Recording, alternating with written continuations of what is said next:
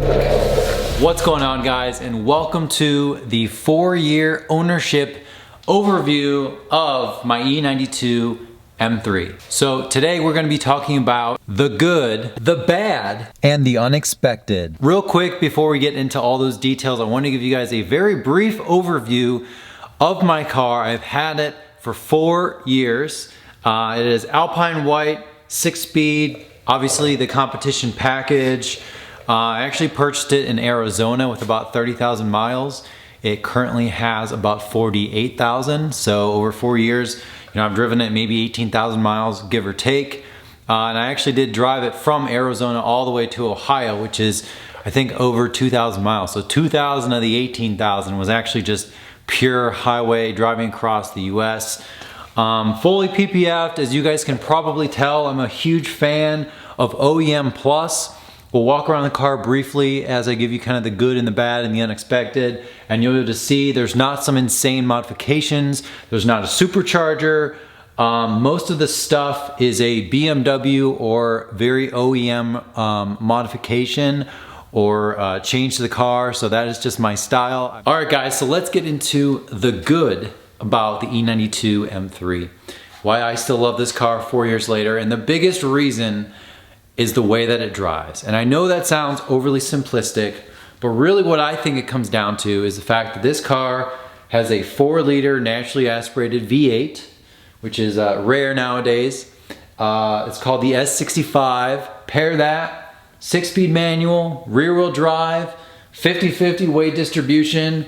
I mean, on paper, it has all of the right features and factors to make it drive really well. Also, the hydraulic steering is a plus. Newer cars have electric, which has come a long way, but this is just proper in the M3, and it feels really predictable. I'm not a race car driver, I don't have a ton of experience, but just the turn in and the way that it feels, it's a fairly light car by modern standards, so that does help. About 414 horsepower. The torque is not one of the best things about this car, but you have to drive it very specific to the way that the S65 drives.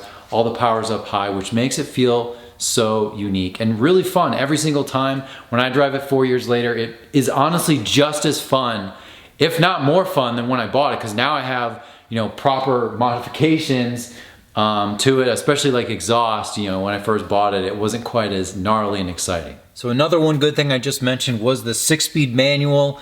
I know this car was designed with the dual clutch, but I just love rolling my own gears with the naturally aspirated V8. So I know this transmission technically isn't as good as the dual clutch, and it's not as fast, and it wasn't designed with this transmission, but for some reason every single time I will pick this, whether the car is completely stock or it's supercharged or something, I will always pick the 6-speed in this car. So while we're inside the car, another one of the good things I love about this car is the interior is a nice place to be. It's nothing crazy, it's pretty simple, and it's aged extremely well. I pretty much wouldn't change a single thing. There's really like no gripes, nothing rattles, everything's well built, everything's insulated, and everything's really where you'd want it to be. I know a lot of people don't like having the iDrive unit. For me, it wasn't really a big deal because I do like seeing the full like metadata and the tire pressures and stuff like that. It is kind of nice actually having a screen for that. But either way, whatever flavor you like, I think even with the dual humps, having 2 humps here, the car is still a really nice place to be and doesn't feel insanely dated, which for a car built in 2011, and now it's 2021, man, this thing's 10 years old already. It certainly doesn't feel that way. All right, I know this is gonna trigger some people, but this car is very practical even in 2-door forms. I wouldn't say it if it wasn't, but I've had 4 people in here and they are comfortable. In the back, believe it or not, you can fit 4 people pretty comfortably. I will say, maybe not the best for like a 5-hour road trip, but you can fit people under 6 foot in the back seat, no problem. All right, last thing about practicality is yes, the trunk is very usable. There's very little that won't fit in here, assuming you're going on a normal shopping trip. I also have the split fold seats as well as the pass through in the middle. So if there really is a very special occasion where I need to carry something big or whatever, for most people, it's probably fine. It's just more practical than I think people realize. I'm not saying this is the car you should get if you have a family of 4, but it definitely can fit 4 people, and it has a full trunk, so there's something to say about that too. All right, so while we're back here, we might as well talk about the looks of the car. I think that is a very good thing. The car has aged well, despite Chris Bangle's design, which is a little weird on a few of the cars he designed, but I think the E92 M3 actually aged very well. I don't think it looks 10 years old. I think as long as you don't do any weird like ricer mods to the car, I think it looks clean, and there's very little things I have to complain other than the front. We'll talk about that in just a few minutes. All right, so here's something that a lot of you guys probably won't guess I'm gonna say, is that this car has been very reliable. What? The rod bearings, all these things that are gonna break, the motor is gonna blow up. Well, guess what? The only thing I've had to fix on this car is the AC evaporator, which actually is an issue on any E90 platform car. So it's not specific to the M3 is why I'm pointing that out. The evaporators they use start to leak and they don't hold a charge for the air conditioning. So you have to take a lot of the dash out and have that done, which is very expensive. So thankfully I knew a BMW master tech to take care of that. But other than that, I've literally had 0 issues with this car.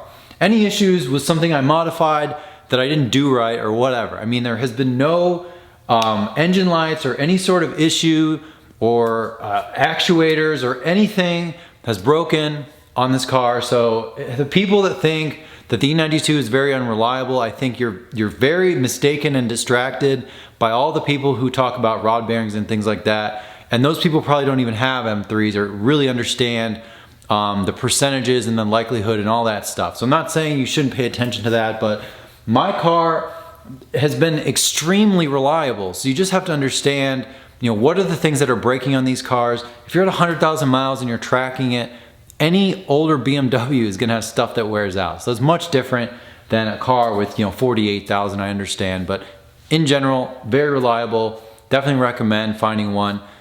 Selling by an owner who really loves it, you'll probably be okay.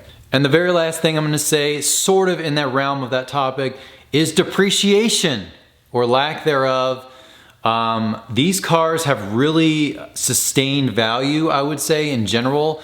I'm not gonna be someone who says that like, oh my gosh, they're gonna be worth $100,000 one day, or you should buy an E92 because they don't make them like they used to, and maybe that is true to a large extent. But for a car that is a quote normal car, I know it's an M car, but it's not a special edition or anything like a Lime Rock, I wouldn't have expected the prices to really sustain the way they have. But I bought this for like 35 grand like 4 years ago. It has 48,000 miles now. I can't imagine it would be worth less than 30 at the very low end. Maybe I could be totally wrong on that or whatever. It's worth whatever someone's gonna pay for it. But I would say in general, these cars haven't really depreciated a lot, especially in the last like 4 to 5 years. So especially with the ugly G80 that came out, people are probably flocking to the little more reasonably designed cars. But anyways, depreciation is your friend. It really only depreciates with miles as far as I'm concerned. So that is a huge plus. You buy a car that's 35, it's worth about that later. It's pretty nice. Okay, so let's talk about the bad. What is one of the things that I really don't like about this car, and I did allude to that earlier, the lack of low-end torque in the engine. So the good thing about the engine, it's really fun to rev out and grab by the scruff of its neck and really just ring out. It's really fun. But you really have very little torque until you're at like 6,000 RPM, which makes the driving experience a little tough if you're in the lower end of the RPM band. So you have to really drive it a little differently. It makes the character of the car fun in a way, but it also can be kind of annoying. You have to be shifting and downshifting and things like that to get any sort of real twist and torque to accelerate. So it's not a huge issue, but it is kind of annoying. So I do understand why people put superchargers on these cars. All right, so you're probably wondering what I'm gonna say next, and that is the exhaust. We're like, Brandon, the exhaust is one of the best parts of the car. Well, it's one of the best parts if you actually put an exhaust on the car, because bone stock, these things, I mean, they sound good, but they're so constricted it's like it's like almost embarrassing in a way. Like when I test drove a couple of very stock cars, stock exhaust, it's so much noise. Induction noise is great, but out the back was not nearly loud enough. And I'm not really an exhaust, like crazy exhaust person, but I just knew right off the bat I'd have to do something. I actually have test pipes paired with the rear muffler mod, or the ACM mod, or whatever people call it, the OEM muffler mod. Pair those two together with a tune, BPM Sport tune, to code out the engine light. That is what makes my car sound the way it does, which the rear mufflers aren't doing very much of anything at all probably at this point, because you cut out kind of the section if you look up the information on that. Shifter in this car could use some improvement. The number one thing is I actually replaced this one with the F10 M5 or the F80 shifter. It's the illuminated shift knob. It's perfect. It's a little lower, it's a little heavier, so that definitely helps the driving experience. But the actual shift linkage itself is a little knuckly, like a little noodly, not quite as direct and confidence inspiring as I would like. So that is definitely one downside about getting the manual. It's not the best shifting experience, but it's not enough to prohibit me from getting the manual. I would say if you like a manual car and you like to roll your own gears, it's definitely not something that would make the driving experience ruined or sacrifice anything significantly, but it is something I do wish was improved a little bit on this car. So while we're in the car, I'm reminded that the oil, the 10W60 weight oil, which is insanely thick, takes forever to warm up. So especially if you want to go out driving, I have friends, their car's already warm, and I'm just kind of, you know, grandpaing along for another 5 to 10 minutes because I want the oil to make sure it's warmed up all the way before I'm, you know, doing anything too exciting. So it is annoying. It takes a while because it's thick oil. And it's electronic reading, so of course it takes a little while. But once it's warmed up, you're okay. It's just really annoying. It takes so long for the oil to warm. All right, so the last thing inside this car is the seat color of my car. I don't like these inserts, these gray inserts with the black. I don't think it really suits the car that well. But the car was in such good shape. It had full PPF, and the owner was really OCD. It felt like the right buy, even though the seats are not my favorite color. So it's specific to my car. You can get one with black seats or whatever you want, but it's just not my favorite. So it's kind of the gripe. I don't like to stare at them, but for now they're gonna stay, and it's just one thing I'm not a huge fan of. All right, so the very last thing that I don't like about this car, which is a kind of a short list, is everyone asking about like rod bearings and stuff that they don't even know like anything about them. And I can't really like fault them specifically, but it just makes you feel like annoyed or stressed. It just seems like a lot of people who don't have BMWs, don't have an M3, that's just the thing they're trained to ask you. Okay, so one of the unexpected things for me is that it's very easy to live with and it's reliable. So much information out there, so many questions out there about maintenance and all these things. It just makes you think that BMWs aren't reliable. Well, it's very easy to live with. I haven't driven it daily, so that is a little different, I understand that. But anytime I take it out, it's easy to work on, it's easy to live with, it's practical, and it's fun. It's not overly flashy, it's loud when you want it to be, it's not loud when you don't, just don't drive aggressively, at least the way that my car's set up. And it's not gonna be too crazy to do. All right, so another thing that I thought was a little bit unexpected, you don't know until you have one for personal experience, is the people who don't have them, especially the people who have 335s, seem that they need to prove that their decision is better than yours.